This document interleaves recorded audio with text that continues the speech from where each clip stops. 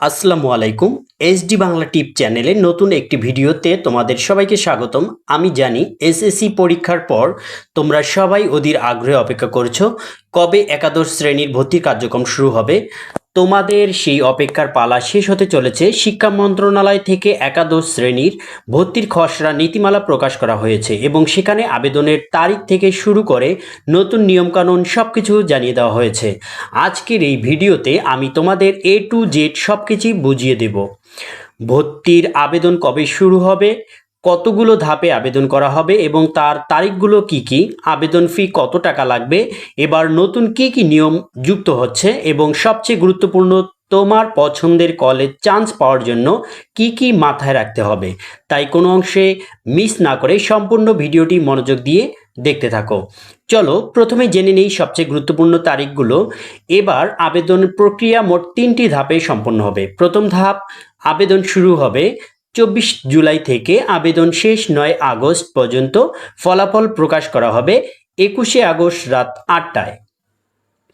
যারা প্রথম ধাপে আবেদন করবে তাদের ফলাফল দেওয়া হবে 21 আগস্ট। এখন যারা প্রথম ধাপে চান্স পাবে না বা পছন্দের কলেজে পাবে না তাদের হতাশ হওয়ার কোনো কারণ নেই, তাদের জন্য থাকছে দ্বিতীয় ধাপের সুযোগ।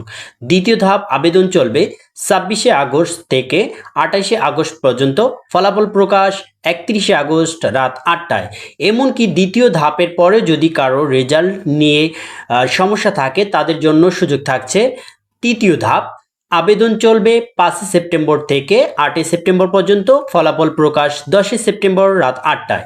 এই 3টি ধাপ শেষ হওয়ার পর শুরু হবে চূড়ান্ত ভর্তির কার্যক্রম।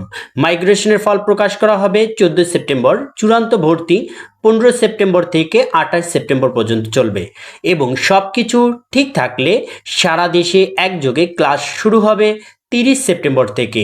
এবার আসি গুরুত্বপূর্ণ নিয়মকানুনের কথায়।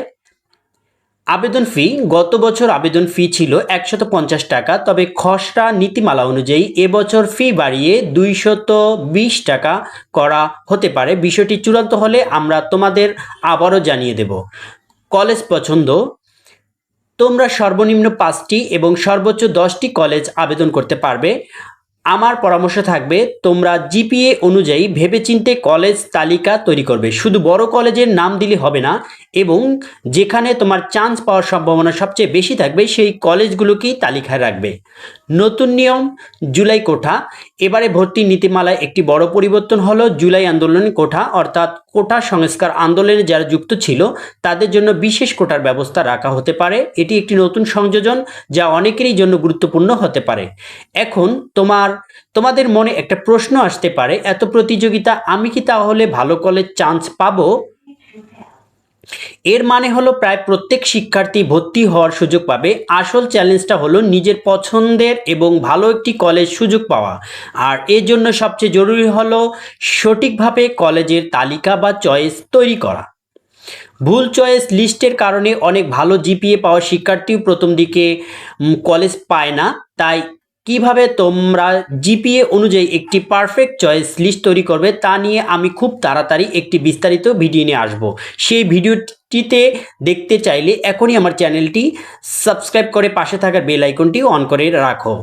আশা করি একাদশ শ্রেণীর ভর্তি সংক্রান্ত সকল তথ্য তোমরা পরিষ্কারভাবে বুঝতে পেরেছ। যদি কোনো প্রশ্ন থেকে থাকে অবশ্যই কমেন্ট সেকশনে জানাও, আমি তোমাদের উত্তর দেওয়ার চেষ্টা করব। ভিডিওটি তোমার বন্ধুদের সাথে শেয়ার করে দাও যাতে তারাও সঠিক তথ্যটি পেতে পারে। আর ভিডিওটি ভালো লাগলে একটি লাইক দিতে ভুল করো না। দেখা হবে পরবর্তীতে কোনো নতুন গুরুত্বপূর্ণ ভিডিওতে। ততক্ষণ পর্যন্ত তোমরা সবাই ভালো থাকো, সুস্থ থাকো। আল্লাহ হাফেজ।